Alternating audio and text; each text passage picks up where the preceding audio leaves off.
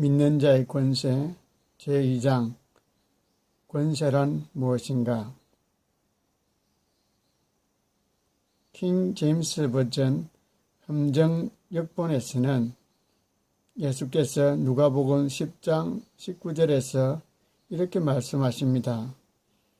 내가 너희에게 뱀과 정갈을 밟으며 원수의 모든 능력, 파워를 제어할 권능, 파워를 주었으니 너희를 해할 자가 결단코 없으리라. 이 구절에서 파워란 단어는 2번 사용되었지만 원어에는 2개의 다른 단어가 발견됩니다. 예수께서 실제로 말씀하신 것은 내가 너희에게 뱀과 정갈을 밟은 권세, authority를 주었다. 그리고 그 권세는 적의 모든 능력, 파워를 능가하는 권세, authority였다라는 것입니다. 뱀과 정갈에 관하여 말씀하시면서 예수께서는 마귀의 힘, 즉 귀신들, 악령들과 모든 마귀의 군대에 관해 말씀하고 있는 것입니다. 우리는 그들을 능가하는 권세를 가졌다는 사실을 깨달을 필요가 있습니다. 오늘날 주 예수 그리스도의 교회는 초대 교회가 가졌던 권세보다 못한 권세를 가졌습니까? 그렇게 생각한다면 어리석은 일이 아닐까요? 우리가 가진 권세의 가치는 그 권세 뒤에 있는 능력에 근거하는 것입니다. 하나님 스스로가 우리의 권세 뒤에 계십니다. 마귀와 그의 부하들은 우리의 권세를 인정하지 않을 수 없습니다. 하나님의 권능이 자신을 보장해주고 있다는 것을 철저히 이해하고 있는 신자는 그의 권세를 사용할 수 있고 겁내지 않고 원수와 대면할 수 있습니다. 2-1 권세란 무엇입니까? 권세란 위임된 능력입니다. 러시아어의 교통을 안내하는 경찰이 손만 들어도 차들은 정지합니다. 만약 운전자들이 멈추지 않으려 한다면 그 차들을 멈추게 할 육체적 힘은 없습니다. 그러나 차량을 멈추게 하려고 그들은 그들 자신의 힘을 사용하는 것이 아닙니다. 그들은 그들이 일하고 있는 정부에 의하여 그들에게 부여된 권세 안에서 힘이 있는 것입니다. 주 예수 그리스도에 의해서 우리 안에 부여된 권세로 인하여 하나님을 찬양합시다.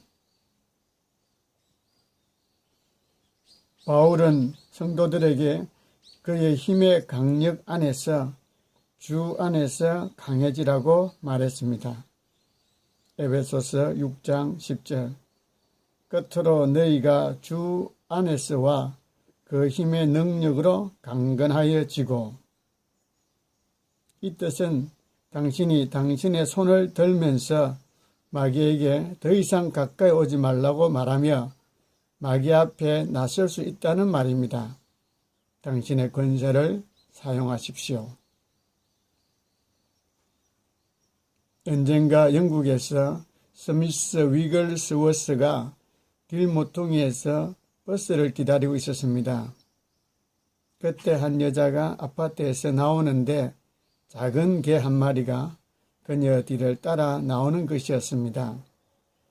그녀는 그 개에게 얘야, 너는 되돌아가야만 한다 라고 말했습니다. 그 개는 그녀에게 아무 관심도 기울이지 않았습니다. 그 개는 다만 꼬리를 흔들면서 그녀에게 몸을 사랑스럽게 비벼댈 뿐이었습니다. 그녀는 자, 넌 갈 수 없다니까 라고 말했습니다. 바로 그때 버스가 도착했습니다. 그녀는 발을 구르며 큰 소리로 외쳤습니다. 가라니까!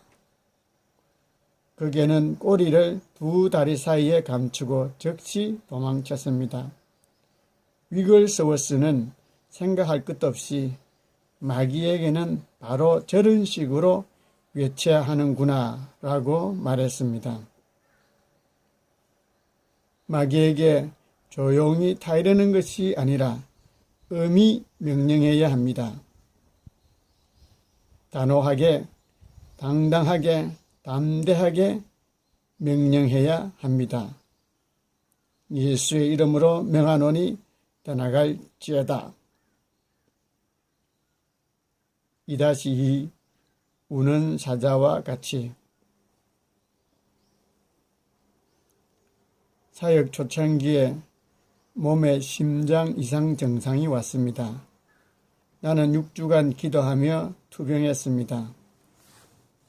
어느 날 밤 나는 잠을 청하기가 매우 어려웠습니다.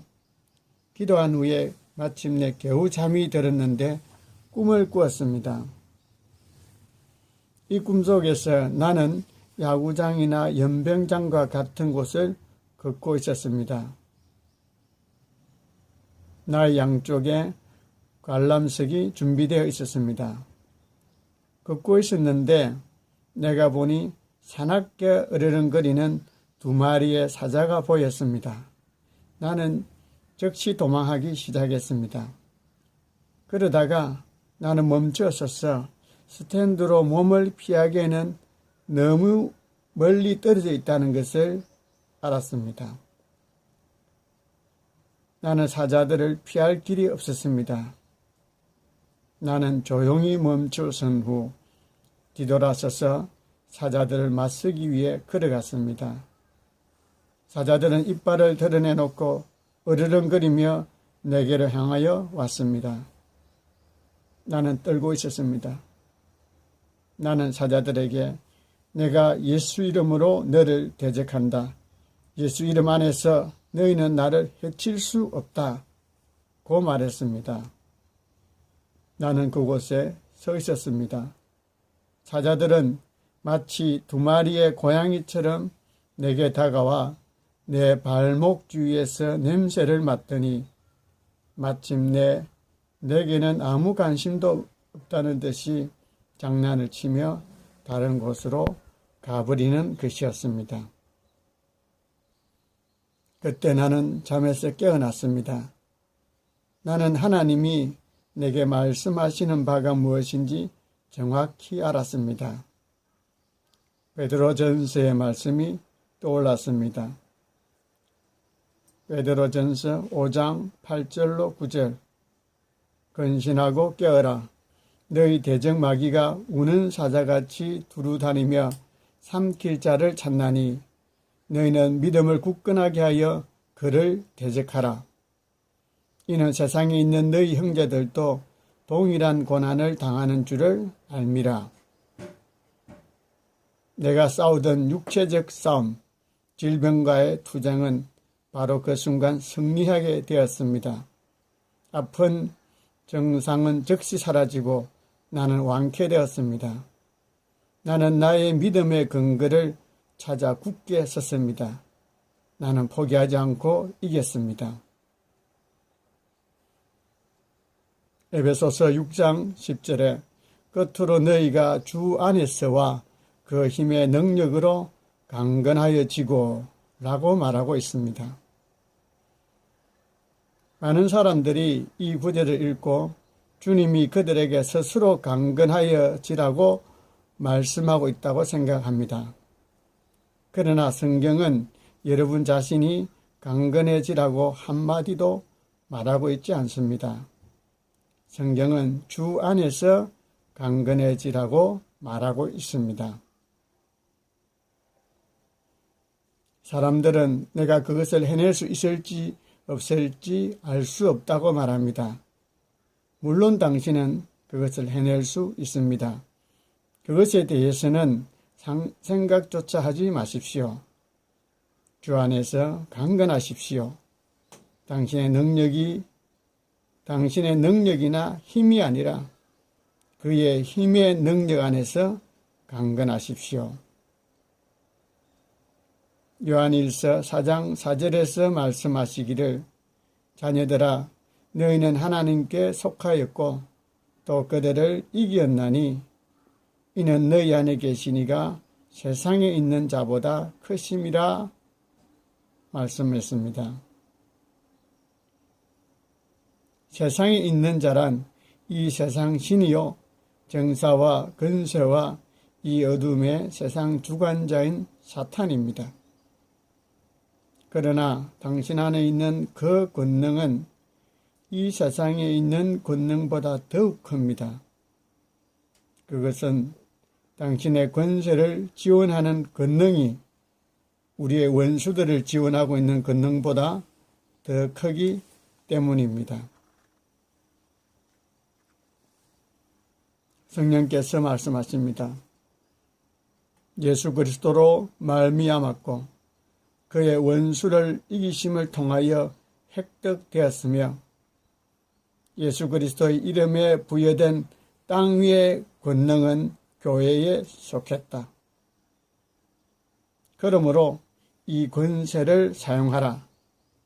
왜냐하면 이 권세는 이 땅 위에서 너희에게 속한 것이며 이 땅에서의 삶에 있어서 너희들은 그리스도 예수로 말미암아 통치할 것이다. 아멘.